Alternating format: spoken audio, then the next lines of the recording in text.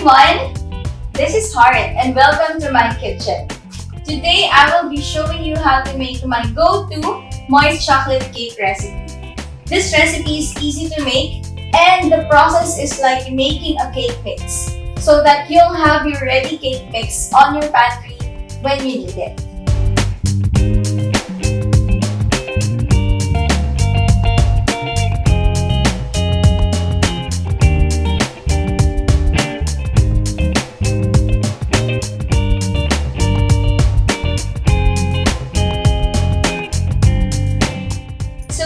Have all of our ingredients ready, so that is also an important part in baking. You want to make sure you do the mise en place or make sure that everything is in place. Every ingredient that you will be needing is ready and measured. So it can be measured in measuring cups or spoons or in grams depending on your preference. So first, we're going to make our dry mix. So we have just your regular chocolate cake ingredients, which is our all-purpose flour. So we have here our bigger bowl and a sieve. Okay.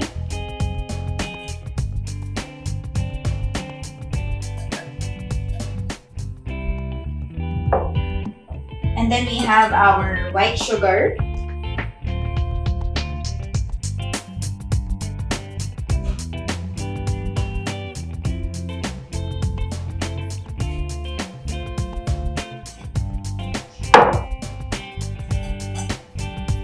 So we want to sift our dry ingredients together to make sure that they are well incorporated.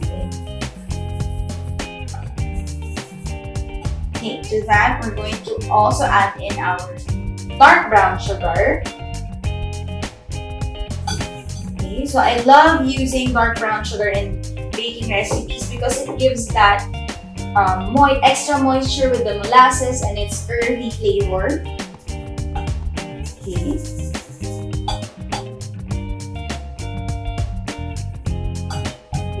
For the brown sugar, you just want to break it in. And then we have our baking powder, baking soda, salt. Okay, that's where you want to be extra careful with your leavening ingredients in baking. So sometimes a problem that can occur is that your cake did not rise or it did not have the volume that you wanted to have. It may be that your baking powder or baking soda is not active anymore. So make sure if these ingredients have already been stored in your pantry for a couple of months or a year, you want to test them. If they are still active, you just add vinegar to a little bit of baking soda, and then if it froths or produces bubbles, then that is still active. You can still use that. Then for baking powder, you can just add hot water to a small amount of baking powder. Then again, if it produces bubbles or it froths up, that's when you know it's still active. So if both do not produce any bubbles or it does not froth up, that means it's expired. So you have to throw it away because you cannot use it in baking anymore. So again, to our dry ingredients, we have our unsweetened cocoa powder. You want to use good cocoa powder so that you have that deep flavor of chocolate. And then, of course, instant coffee powder. So don't worry about the content of coffee in our cake mix because its function is for it to intensify or amplify the chocolate flavor. That's what the coffee does. So if you have any chocolate recipe that you're going to make, from cupcakes, cakes to brownies, you can add a little bit of coffee just to help or intensify your chocolate flavor. Okay, so we sifted all our dry ingredients into this bowl. We're going to whisk it together. So this is basically your dry mix. So all of your ingredients, I'm going to whisk it so that it's fully incorporated. Now what I love about this recipe is that you can actually make these dry mixes in advance, so it's like a cake mix. When this is fully incorporated, you can place it in plastic bag and then place it in an airtight container. So this is your dry cake mix. It actually makes your baking easier because you already have your dry ingredients ready and measured in advance.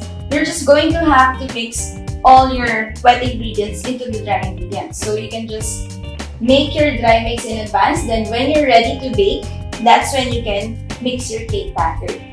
So this cake mix can actually be stored up to 2 weeks to up to a month. So this is what I do. I place it inside a plastic and then just label it moist chocolate cake mix, 1 recipe, and then I label it with the date when I made it so that I know when it was made and then up to how many weeks it can be stored. So up to 2 to 4 weeks in your pantry in a cool, dry place. Yeah, so it's like you have your own cake mix with you. So this is our dry mix. We're going to set this aside. And then we're going to mix our wet ingredients together in a bowl here. So that is our 2 eggs. So we're using large eggs.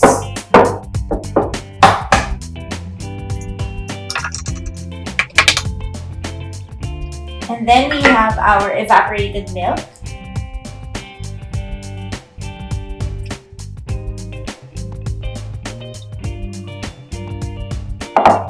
Our vegetable oil or canola oil. You can use any type of oil that you have as long as it is neutral flavored and neutral colored. So it can be canola, corn, soy, vegetable oil. And then we have our vinegar and vanilla extract.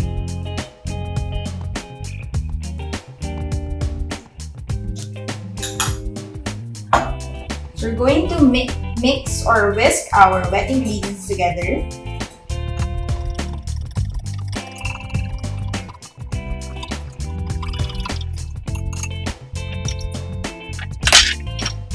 Okay, now we're ready to mix our cake batter. So we have here our ingredients ready, our dry mix, our wet ingredients, and our hot water.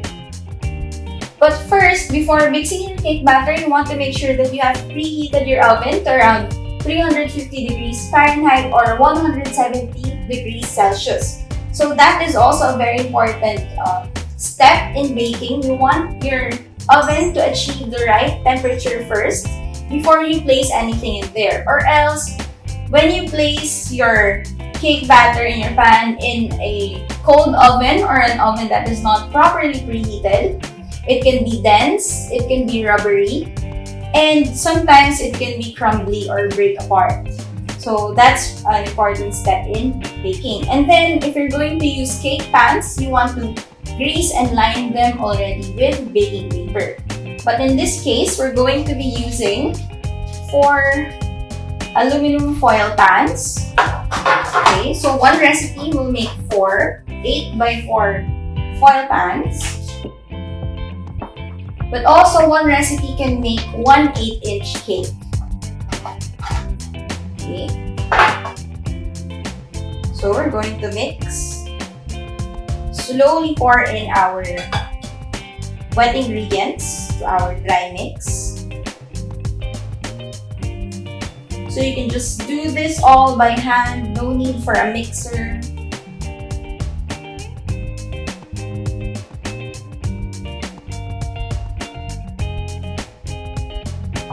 Then we can slowly pour in our hot water.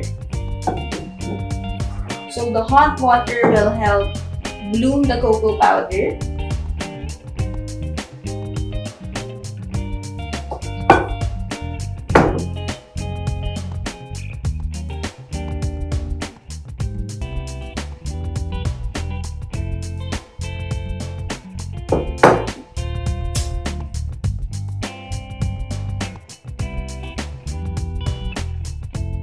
You just want to mix until it is fully incorporated and there are no lumps. So So the good thing about mixing it by hand like this is that you avoid over-mixing your cake batter. So sometimes when we use the mixer, it tends to over-mix our cake batter and it can result into a dry and rubbery cake. Okay, so we just want to make sure there are no more lumps. Scrape the sides and bottom of our bowl.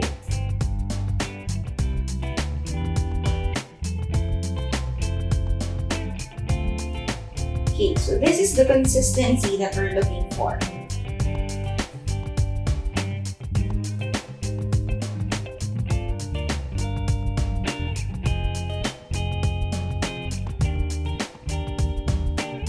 Okay, so it is a smooth batter, and then we're going to divide it into our pans. So around a cup or 250 grams of batter into each loaf pan, because this is still going to rise in the oven, just so we can easily pour it into our pans.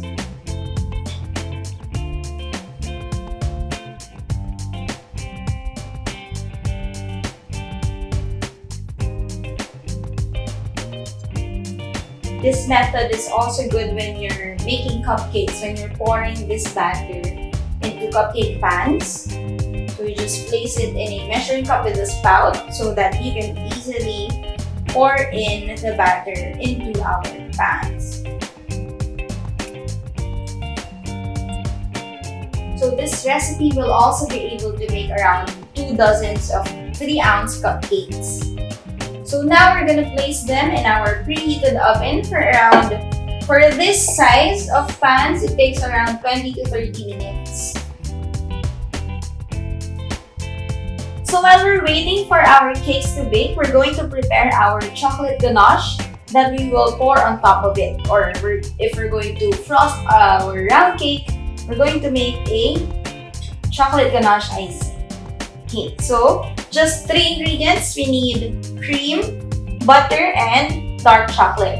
For this one, it can be any type or any brand of dark chocolate that you prefer. If you have a favorite brand that you love, it depends on your preference. You can also use couverture chocolate or Belgian chocolate or milk chocolate if you don't want it to be too bitter. Or you can also use white chocolate.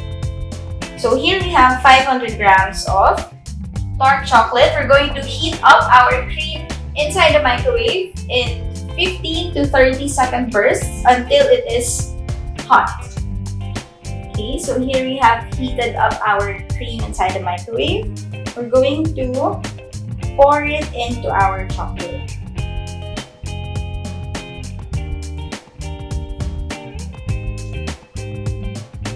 So the heat of the cream will melt our chocolate in order to make it into a ganache. So you don't want to directly heat up your chocolate because it might split or seize. And then we're going to add in our butter. The butter will add in that extra buttery flavor and shine to our ganache. Okay, so we're just going to mix it together.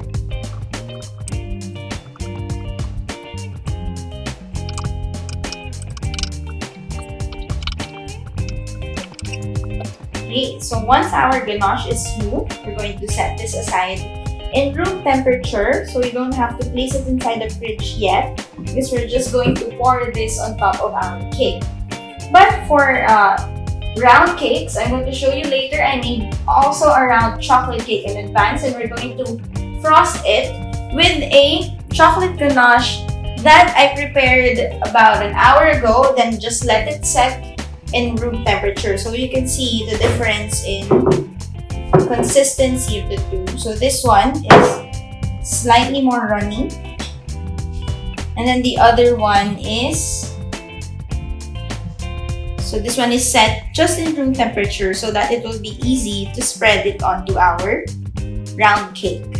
Okay, so I would also like to show you how we can frost a round cake using our moist chocolate cake mix and the same ganache recipe. So these ones I have pre-baked yesterday, and then they have already been chilled overnight. So that is a very important part in making moist chocolate cake. You want to chill it or let it set overnight inside the fridge so that the flavors can get to know each other and then blend more, and it will be more moist. Okay, so just using a plastic spatula or a metal spatula like this one, we just want to loosen our cake.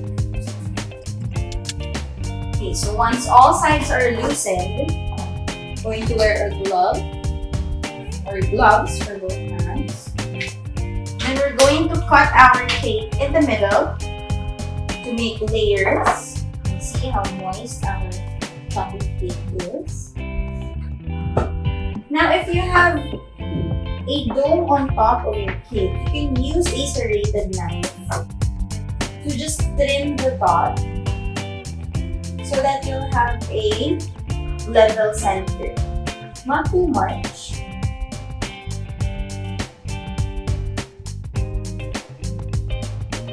Now, we have here a cake turntable to help us ice, and then a cake board.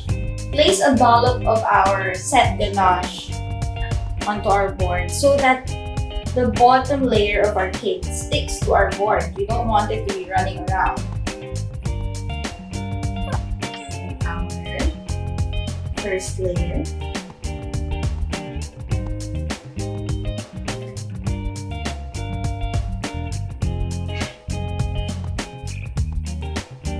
And then we're going to pour a good amount of ganache on top of it so that we have a nice thick layer of filling. So that's why it's important also for your cakes to be chilled so that the ganache sets.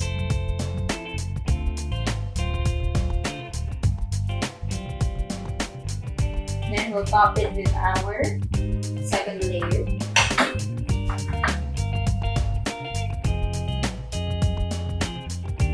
So bottom side up so that you have the straight edges of the cake. That will be the top of your cake.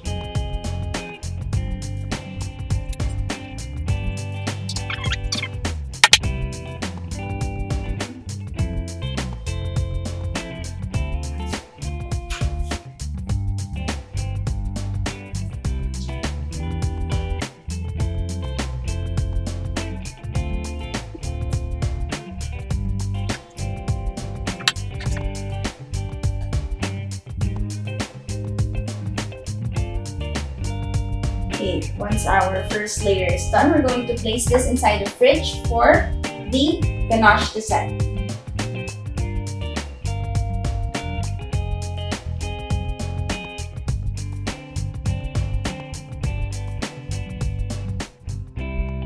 So after around 35 to 40 minutes in the oven, we have our fully baked moist chocolate cakes in the loaf pan. So as you can see, you'll know when your chocolate cake is ready when you try to shake the pan, it doesn't jiggle, and when you try to press it, it bounces back up. It doesn't leave an indentation. So now we're going to pour in our prepared ganache on top of our cakes. You can add as much as you like.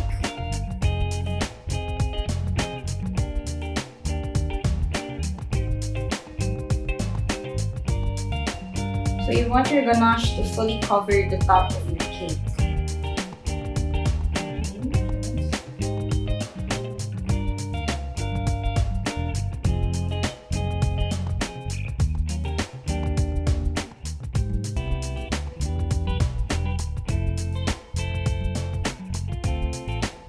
And then if you want an additional cocoa flavor, you can add in a dusting of unsweetened cocoa powder.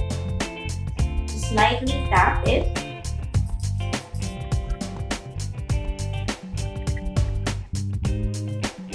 For the cocoa powder, you can dust it just right before you're going to serve it or you're going to give it to your friends, because the ganache can absorb some of the cocoa powder.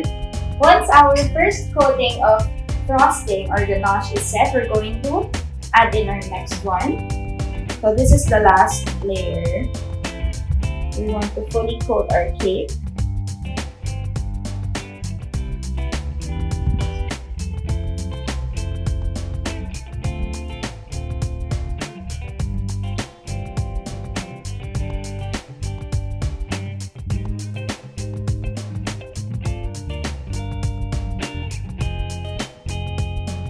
I'm just making this like a rustic homemade chocolate cake. We just used the offset spatula and we drew letter S on top. And there you have it. My go-to moist chocolate cake recipe with chocolate ganache. I hope you learned a lot from our recipe today and you try this recipe at home. Don't forget to like and subscribe on all our social media platforms and comment down below if you have any recipe suggestions or requests. Again, I'm Heart and this is the Heart Baker Kitchen. Thank you!